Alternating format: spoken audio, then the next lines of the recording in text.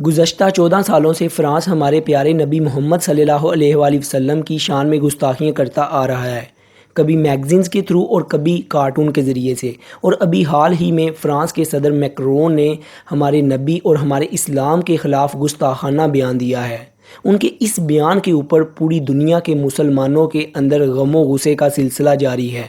ترکی کے صدر نے مکرون کو اپنے دماغی علاج کروانے کا مشورہ دیا ہے۔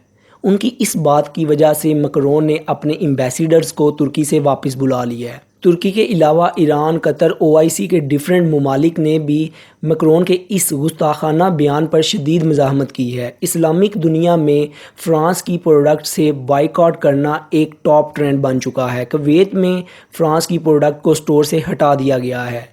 پاکستانی وزیر اعظم عمران خان نے فرانسی صدر کو ٹویٹ کرتے ہوئے کہا ہے کہ فرانسی صدر نے کروڑوں مسلمانوں کے جذبات کو ٹھیس پہنچائی ہے۔ میکرون کو انتہا پسندوں کو موقع نہیں دینا چاہیے تھا۔ دنیا کو تقسیم کرنے سے انتہا پسندی مزید بڑھے گی۔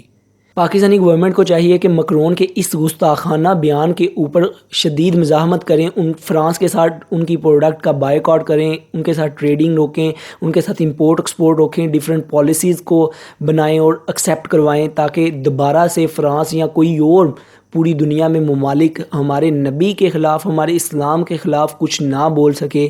ان کو پاکستان کو ایک چیز FATF کا بھی ڈر ہے کہ کہیں، کیونکہ فرانس جو ہے وہ ایک بڑا سیکیور اور ایک جینون سٹارٹنگ ممبر ہے FATF کا، تو ان کو ڈر ہے کہ FATF میں وہ کہیں انہیں بلیک لسٹ میں نہ ڈال دیں۔ تو اس ڈر کو سائڈ پر رکھ کے ہمیں اپنے نبی محمد صلی اللہ علیہ وآلہ وسلم اور اپنے اسلام کو دیکھتے ہوئے ہماری گورنمنٹ کو، ہمارے وزیر اعظم کو ڈیسیژن لینا چاہیے اور ان کی شدید مزاحمت کرنی چاہیے۔